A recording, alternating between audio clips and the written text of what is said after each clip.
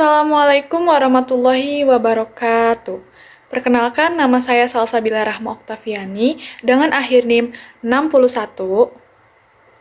Di sini saya akan sedikit menjelaskan terkait upaya meningkatkan kemampuan sosial dan emosional anak usia dini dalam penggunaan sistem reward dan punishment. Topik yang akan dibahas yang pertama yaitu sistem reward itu apa sih?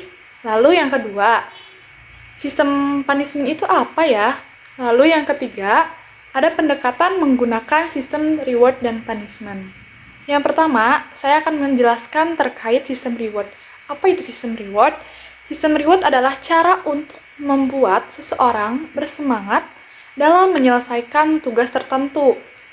Nah, jadi sistem reward ini itu untuk membuat anak dapat semangat untuk menyelesaikan tugasnya dan lebih termotivasi untuk melakukan hal lain dengan memberikan penghargaan. Nah, dengan memberikan penghargaan karena telah melakukan sesuatu yang mereka lakuin itu sesuatu yang benar, serta prosesnya menjadi lebih baik sehingga anak tersebut mampu mencapai keberhasilan dari sesuatu hal yang positif yang dilakukannya.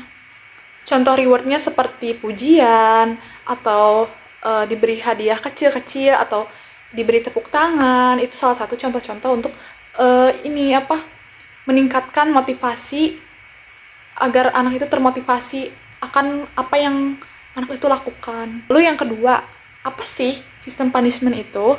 Nah, sistem punishment ini merupakan alat yang tidak menyenangkan dan biasanya dianggap negatif, namun juga dapat menjadi motivasi dan pendorong bagi pembelajaran anak. Nah, seperti punishment ini seperti diberi sanksi karena anak tidak mengerjakan atau melakukan tugasnya dengan selesai. Terus anak tidak mau berusaha. Nah, dengan diberi sanksi, tapi diberi sanksinya melalui ucapan, tetapi melalui ucapan itu tidak dengan ucapan yang menyinggung atau menyakiti hati anak, dengan ucapan yang baik.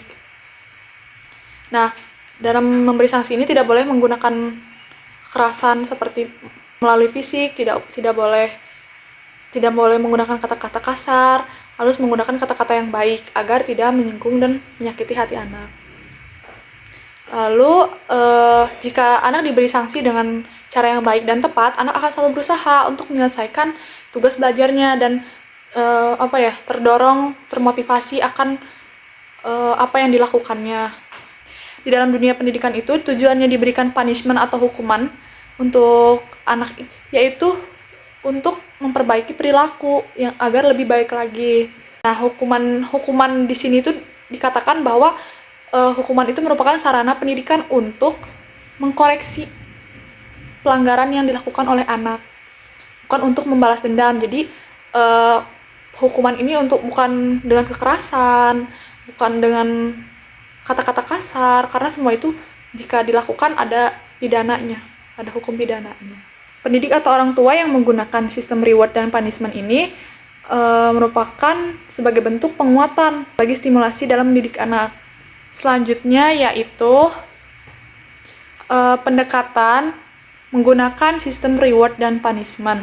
Anak-anak dapat diberikan berbagai pendekatan untuk meningkatkan keterampilan sosial emosional dengan menggunakan sistem penghargaan dan hukuman. Nah, langkah-langkah yang efektifnya ada 5. Yang pertama, pemahaman yang mendalam.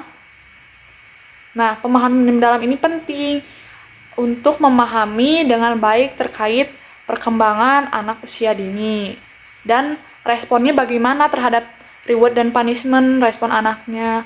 Hal ini akan membantu dalam memutuskan pendekatan yang tepat. Nah, pemberian reward dan punishment apabila dilakukan secara tepat akan berdampak pada perkembangan anak. Lalu juga pendidik harus mengelola penghargaan dan hukuman itu secara rasional. Jadi harus misalnya anak melakukan kesalahan, tidak menyelesaikan tugasnya menggambar. Nah, harus rasional, harus terpaku pada hal itu. Jadi jangan melenceng ke yang lain-lain, misalkan tadi adek belum selesai mewarnainya, ada yang belum boleh pulang. Peran pendidik mempunyai dampak yang sangat besar terhadap hal yang diterima oleh anak. Lalu pemberian penghargaan ini diperoleh dengan menanamkan nilai-nilai kebaikan yang dicapai melalui pembiasaan, penghayatan terhadap hal-hal yang positif. Namun juga jika anak melakukan sesuatu yang negatif, pendidik harus memberikan hukuman yang sesuai dengan apa yang dilakukan oleh anak. Hukuman ini dimaksud untuk mencegah anak mengulangi perilaku yang tidak dapat diterima oleh dirinya. Nah, setelah itu pendidik perlu memperingatkan anak untuk tidak mengulangi hal-hal yang sama dan menjelaskan sebab akibat yang tidak boleh dilakukan oleh anak. Maka agar anak paham kenapa gurunya memberikan hukuman seperti itu, karena ada sebab akibatnya, dan ada peringatan bahwa jika melakukannya maka nanti anaknya akan dikasih hukuman ini lagi gitu. Nah, akibat kenapa anaknya melakukan ini, karena kamu sebelumnya seperti ini gitu. Pendekatan kedua yaitu menjaga konsistensi dalam penerapan reward dan punishment. Penerapan reward dan punishment ini sebaiknya dilakukan secara konsisten, tidak bergantian, sehingga mengetahui apa yang diharapkan dan dapat mengantisipasi perilaku yang tidak diinginkan. Nah, bentuk reward yang digunakan adalah pujian besar, dan bentuk punishment yang digunakan adalah kata-kata yang menyadarkan anak, bukan yang menyakiti anak. Selanjutnya yang ketiga. Nah, yang ketiga itu selain hukuman, penting juga memberikan penguatan yang positif. Nah, ketika perilaku yang diinginkan ditampilkan, hal ini membantu untuk memperkuat perilaku positif. Jika reward adalah penguatan positif, maka punishment adalah penguatan negatif. Keduanya diperkenalkan untuk membantu anak mengembangkan motivasi sosial dan mengendalikan emosinya. Selanjutnya keempat itu menjalin komunikasi terbuka dengan anak.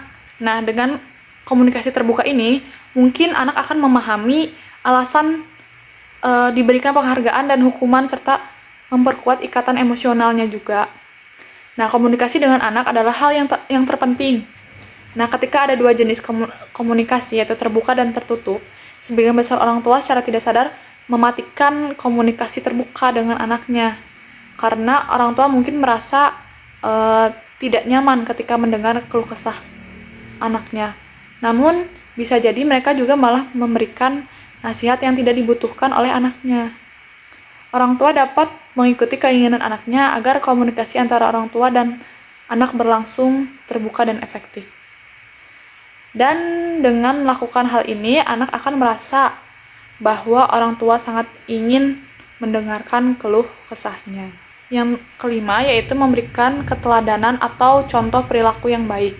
Pembelajaran dengan keteladanan adalah pembelajaran melalui contoh-contoh perilaku yang baik dan diterima oleh masyarakat dan sesuai dengan standar sistem nilai yang berlaku. Perlu diingat bahwa ketika memberikan hukuman dan punishment itu, kita sebagai pendidik perlu memberikan perilaku yang baik. Jadi menggunakan perilaku yang baik, tidak dengan muka yang marah, tidak dengan muka yang seakan-akan membuat anak takut, dan kata-kata yang baik, agar anak sadar akan apa yang mereka lakukan dan mencontoh kebaikan yang dilakukan oleh pendidiknya.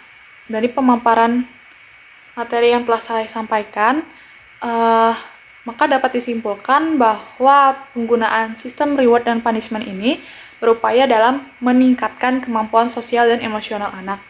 Nah, upaya yang dilakukannya ialah melalui pendekatan seperti pemahaman yang mendalam terkait sistem reward dan punishment, menjaga konsistensi dalam memberikan reward dan punishment, memberikan penguatan positif, tapi tidak hanya dalam reward, di dalam punishment pun perlu memberikan penguatan yang positif.